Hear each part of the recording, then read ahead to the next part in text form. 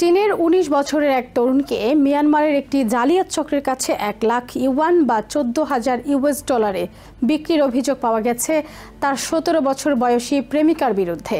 এই ঘটনায় করা মামলার শুনানি হবে চীনের একটি আদালতে। সাউথ চায়না মর্নিং পোস্ট এসসিএমপি রবিবার জানায়, চলতি বছরের জুনের শেষের দিকে পরিবারের পক্ষ থেকে মুক্তিপণ হিসেবে $৪৮,০০০ দেওয়া হয়। এরপর হুয়াং নামের তরুণটিকে ছেড়ে দেয় জালিয়াত চক্র। এই চক্রের হাতে প্রায় ৪ মাস ছিলেন তরুণটি, যেখানে তাকে প্রায়ই মারধর করা হতো। এই নিপীড়নের ফলে তার মধ্যে বধিরতা দেখা দেয়। চীন ভিত্তিক সংবাদ মাধ্যম জিয়াওজিয়াং মর্নিং হেরাল্ড জানায়, হুয়াংয়ের বোন তার ভাইয়ের দুর্দশার কথা অনলাইনে জানানোর পর দেশ জুড়ে ব্যাপক আলোড়ন সৃষ্টি হয়। এসসিএমপির প্রতিবেদনে উল্লেখ করা হয়, ঝু নামের প্রেমিকার সঙ্গে হুয়াংয়ের প্রথম সাক্ষাৎ হয় চীনের দক্ষিণাঞ্চলীয় গুয়াংদং প্রদেশের গুয়াংঝুর একটি বিলিয়ার্ডস রুমে। সময়টা ছিল গত বছরের অক্টোবরে। সেখান থেকে ঝুর ভাড়া বাসায় যাওয়ার আগেই হুয়াং তার প্রেমে পড়ে যান। ঝু এই তরুণকে জানায় তার বাড়ি দক্ষিণ পূর্বাঞ্চলীয় ফুজিয়ান প্রদেশে। দেশ জুড়ে বিনিয়োগ আছে তার মা বাবার। প্রেমে পড়ার সময় বেকার ছিলেন তরুণ হুয়াং।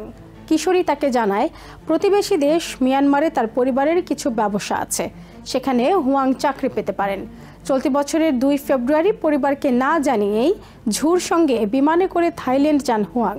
এই তরুণের বোন জানান, সামাজিক যোগাযোগ মাধ্যমে পোস্ট দেখে তারা জানতে পারেন তার ভাই থাইল্যান্ডে। তার ভাই ও তার প্রেমিকা পরবর্তী সময়ে মিয়ানমার সীমান্ত এলাকায় যায়, যেখানে ঝুর চেনা সশস্ত্র এক ব্যক্তি হুয়াংকে তুলে নিয়ে তার পাসপোর্ট ও মোবাইল ফোন কেড়ে নেয়।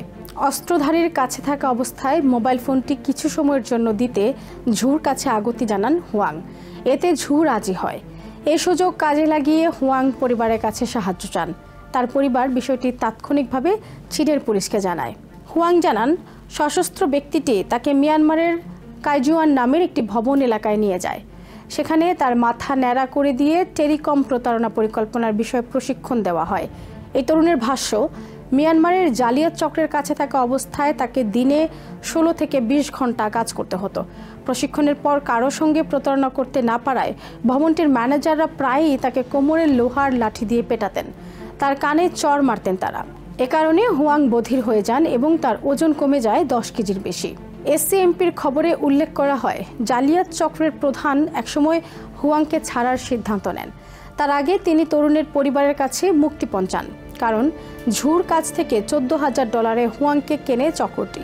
চীন সরকার মিয়ানমারের চাওশান চেম্বার অব কমার্সের মাধ্যমে মুক্তিপণের বিষয়ে জালিয়াত চক্রের সঙ্গে মধ্যস্থতা করে।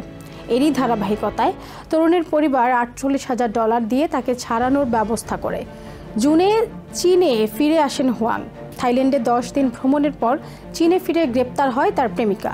এ সংক্রান্ত মামলার শুনানি হওয়ার কথা ছিল জুলাইয়ের শেষের দিকে, কিন্তু এই শুনানি অনির্দিষ্টকালের জন্য মুলতবি করেন বিচারক। হুয়াংয়ের বোন জানান, বিদেশে তথ্য প্রমাণ সংগ্রহ কঠিন জানিয়ে পুলিশ কর্মকর্তারা তাকে বলেছেন মামলাটি কণ্টকাকীর্ণ। এই নারী আরও জানান, তার ভাই খুব দ্রুত কিশোরীর প্রেমে পড়ে যায়। তার ব্রেইন ওয়াশ করা হয়েছিল। ১৭ বছরের একটি মেয়ে এই ধরনের ভয়াবহ কাজ করতে পারে, তা অনেকের চিন্তাতেও আসবে না। নিউ ইয়র্ক থেকে সম্প্রচারিত TVN 24 টেলিভিশন বিশ্বজুড়ে বাঙালির কণ্ঠস্বর।